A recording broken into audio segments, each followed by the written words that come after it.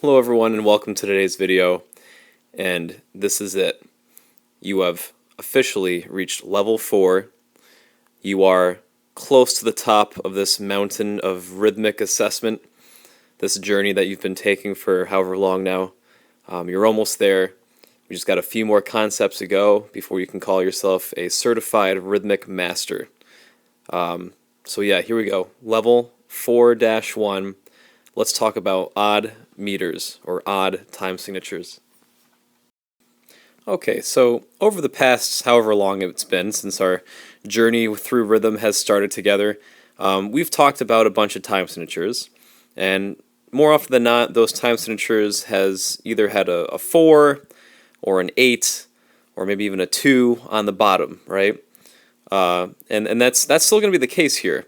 However, the top number has either been a 2, a 3, or a 4, like 99% of the time.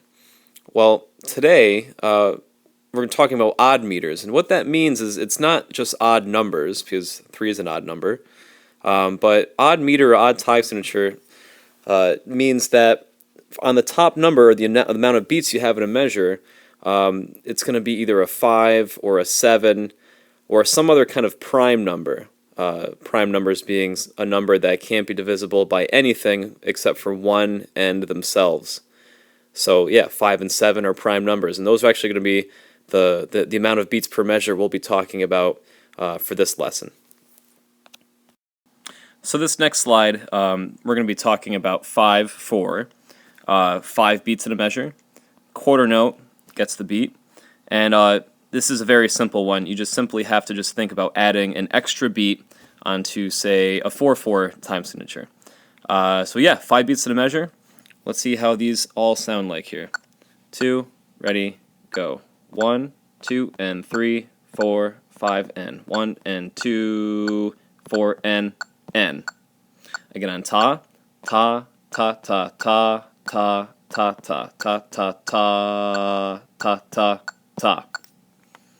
Very simple, just adding an extra beat. You're going to 5 in each measure instead of 4. Yeah, and that's about it. Before we continue, I must share with you the most famous 5/4 rhythm there is, and that's the Mission Impossible theme. What you have right now is actually not quite the theme. Right now we have 1 and 3, 4, 5. What we have to do is put a tie to that 8th note to that quarter note. The 3 goes away, and now what we have is 1 and 4, 5. 1 and 4, 5. Bop, bop, bop, bop, bop. Bop, bop, bop. So yeah, whenever you think of 5/4, at least I do, I think of the Mission Impossible theme. It's just they're synonymous. So the next time signature I want to talk about is 5/8. We still got 5 on the top of the time signature, but now we're talking about 8th notes being the notes that are the beats, hence the 5 8th notes in this measure. But there's something kind of different to talk about with 5/8. And any kind of odd time signature that has an 8 on the bottom uses 8th notes. And that's kind of, it's for the same reason why when you're playing 6/8, or performing in 6/8 in a fast tempo, you know how we group the beats into groups of 3, and kind of think of it that way. Instead of 1, 2, 3, 4, 5, 6, it's 1 and 2 and. Well, for the same reason, because 5/8 is typically played at a fast tempo, faster than 5/4 is. There are exceptions, but more often than not, 5/8 is going to be moving pretty quick. So since these beats are moving pretty quick, you're not gonna want to think 1, 2, 3, 4, 5, 1, 2, 3, 4, 5, 1, 2, 3, 4, 5.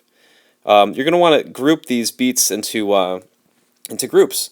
Now the tricky thing is we're not in 6/8, we're in 5/8, so we can't do groups of 3 and one after another. It's going to be either 3 plus 2 or 2 plus 3.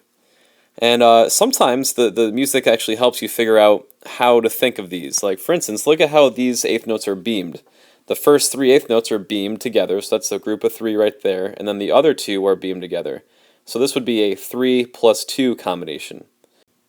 And actually, instead of using the numbers like I have above here, a lot of the times musicians or composers will use symbols to reflect the 3 or the 2.